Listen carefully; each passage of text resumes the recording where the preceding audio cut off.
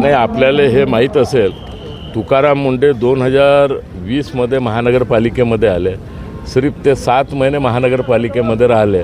त्यांच्या रेकॉर्ड अगर तुम्ही काढून पाहिला तर ते 20 वर्षामध्ये त्यांच्या 24 बदल्या झाल्या. आणि तुकाराम मुंडे आल्यानंतर कोविडचा काळ होता. त्यांनी काटोल रोडवर 5000 बेडचं हॉस्पिटल खुल्या ठिकाणी टाकलं आणि दुसऱ्या दिवशी ते पूर्ण सर्वनाश झाला.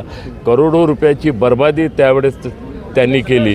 आणि महानगरपालिकेमध्ये एखादा ठिकाणी निरीक्षण करायचे असेल, इंडियाने मीडियाला पहिले माहीत होत होतं, परंतु संबंधित अधिकाऱ्याला माहीत नव्हतं होत, कारण ते NGO आणि मीडियाचे खूप प्रेमी होते. विकासात ते 0 होते. त्यानंतर त्यांनी 17 कर्मचारी जे महाराष्ट्र शासनाने आदेश दिले होते, महाराष्ट्र शासनाच्या आदेशावर मागच्या कमिशनरने त्यांच्या अगोदर त्या कमिशनरने त्यांना रजू करून घेतलं होतं.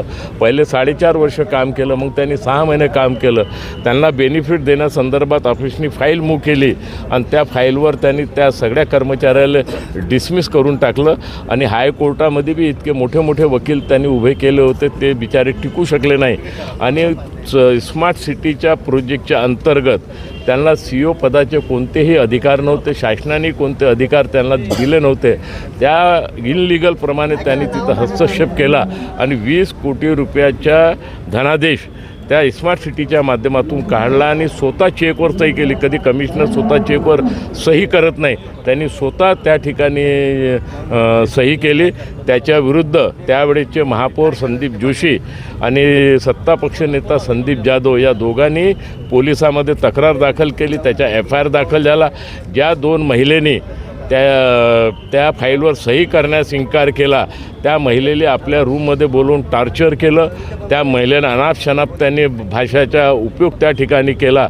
आणि महाराष्ट्राच्या इतिहासामध्ये ही पहिली घटना आहे का एखाद्या IAS अधिकाऱ्याच्या विरुद्ध महिला तक्रार करतात.